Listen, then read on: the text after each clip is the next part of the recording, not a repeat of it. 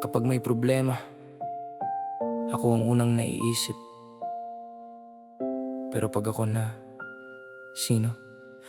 Ako yung laging nandyan kapag may kailangan, tagapakinig ng kwento, taga-ayos ng problema. Kahit sariling bigat di ko na kayang buhatin, uunahin ko pa rin sila kahit ako'y durog na rin.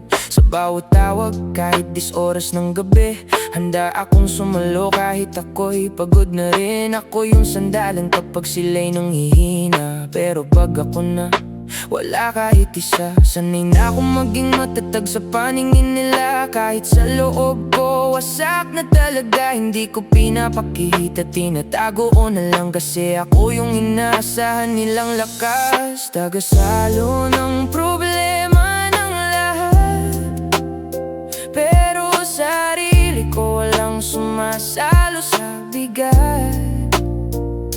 Ako yung takbuhan kapag sila'y nasasaktan, pero ako'y naiwan sa sariling laban. Tagasalo ng problema ng mundo, pero sino ang sasalo sa puso ko kapag ako nang nawawala? May makakaalala pa kaya?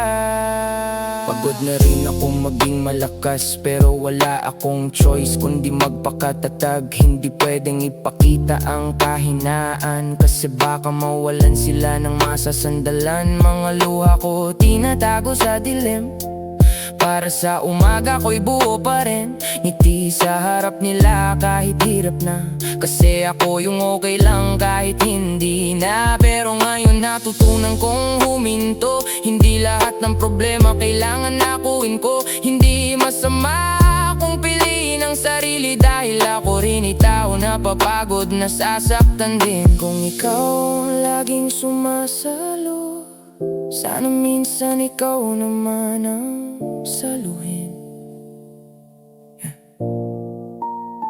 Hindi ka robot, hindi ka bato, karapatan mong mapagod at umiyak din.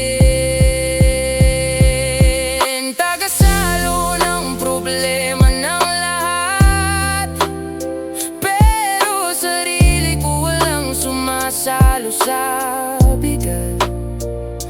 Ako yung takbuhan kapag sila'y nasasaktan, pero ako'y naiwan sa sariling laban.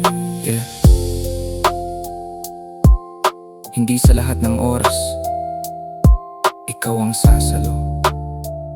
Minsan, sarili mo naman.